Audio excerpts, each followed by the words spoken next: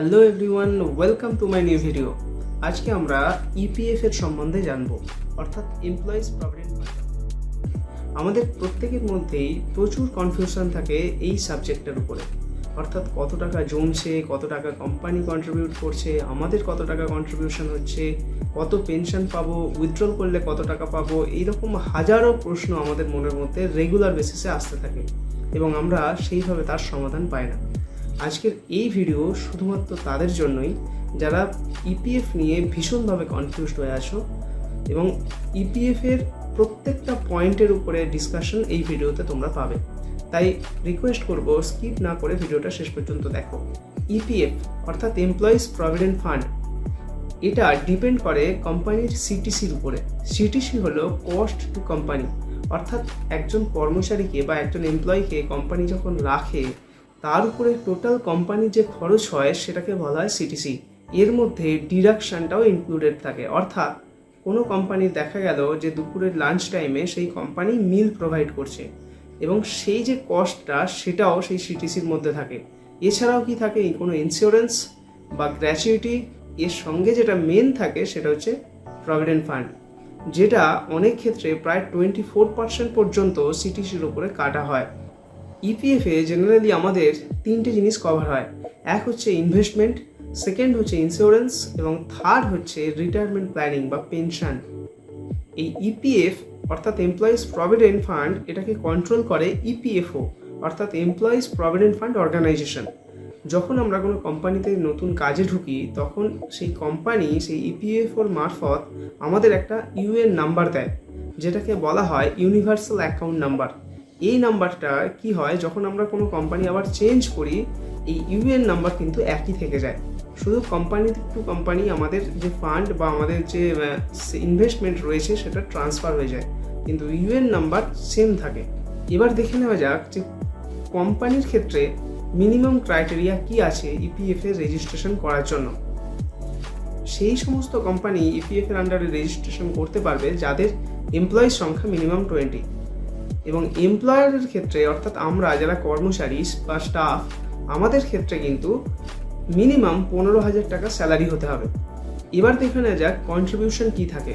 যদি 15,000-এর নিচে স্যালারি হয় তাহলে এমপ্লয়িজের কন্ট্রিবিউশন 12% এবং এমপ্লয়ারের কন্ট্রিবিউশনও 12%, অর্থাৎ কোম্পানি এবং কর্মচারী উভয়েরই কন্ট্রিবিউশন হচ্ছে 12% করে, অর্থাৎ টোটাল 24%।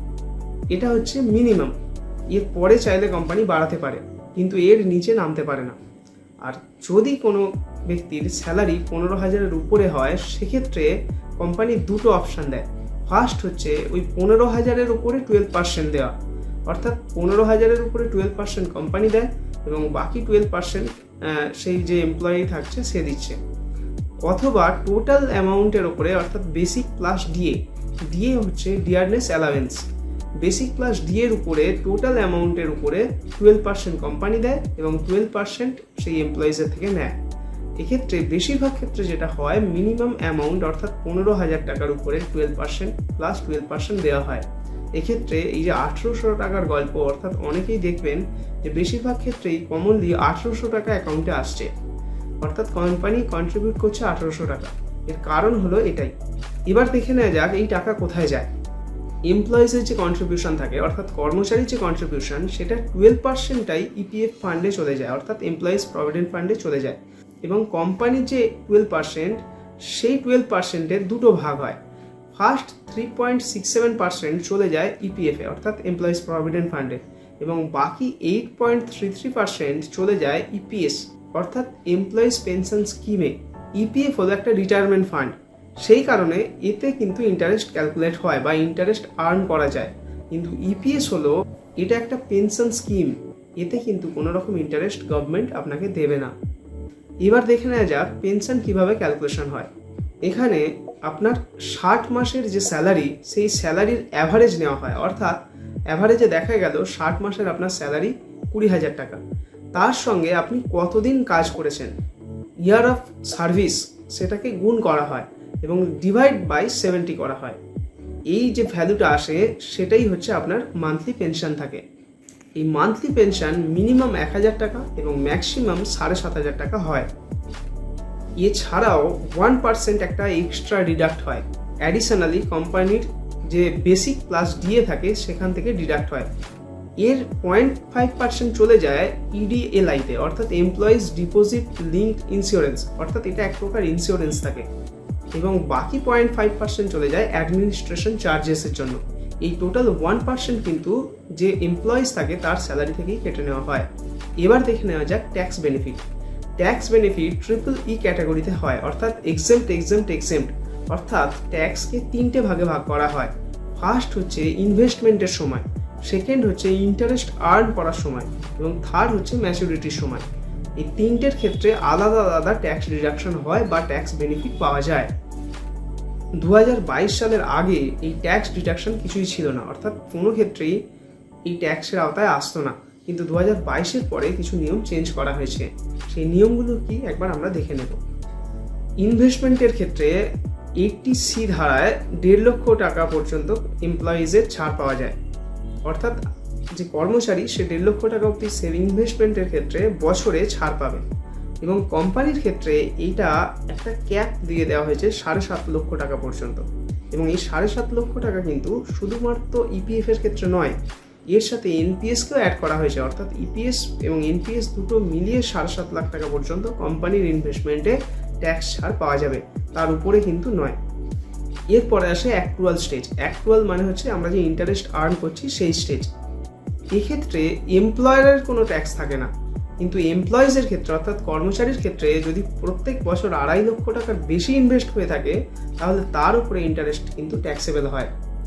এবং থার্ড স্টেজ আসছে হচ্ছে ম্যাচুরিটি বেনিফিট বা ম্যাচুরিটির ক্ষেত্রে যে ট্যাক্স আসে। এক্ষেত্রে যদি 5 বছর কন্টিনিউ সার্ভিস থাকে তাহলে ম্যাচুরিটি সম্পূর্ণভাবে ট্যাক্স ফ্রি হয়। এবার দেখে নেওয়া যাক ইপিএফ উইথড্রল, অর্থাৎ টাকা তুলতে গেলে আমরা কত টাকা পাবো। আমরা 100% ক্লেম করতে পারি দুটো কারণে। ফার্স্ট হচ্ছে আমরা যদি রিটায়ারমেন্ট হয়ে যাই সেক্ষেত্রে, এবং সেকেন্ড হচ্ছে আমাদের যদি জব লস হয়, অর্থাৎ আমাদের যদি চাকরি চলে যায় তার 2 মাস পর পর্যন্ত যদি আমাদের কোনো চাকরিতে জয়েনিং না হয় সেক্ষেত্রে আমরা 100% তুলে নিতে পারি। এছাড়াও 75% পর্যন্ত আমরা তুলতে পারি কোন কোন ক্ষেত্রে, যদি আমাদের চাকরি চলে যাওয়ার 1 মাস পরে আমরা কোনো চাকরি না পাই সেক্ষেত্রে আমরা 75% উইথড্রল করতে। এছাড়াও আমাদের চাকরি রিটায়ারমেন্টের 1 বছর আগে, অর্থাৎ লাস্ট 1 বছরে, এবং আমাদের যদি 54 ইয়ার্স কমপ্লিট হয়ে যায়, আমাদের বয়স যদি 54 বছর টপকে যায়, সেক্ষেত্রে আমরা 90% পর্যন্ত উইথড্রল করতে পারি। এছাড়াও আমরা কিছু অংশ তুলে নিতে পারি, অর্থাৎ অ্যাডভান্স হিসেবে আমরা উইথড্রল করতে পারি।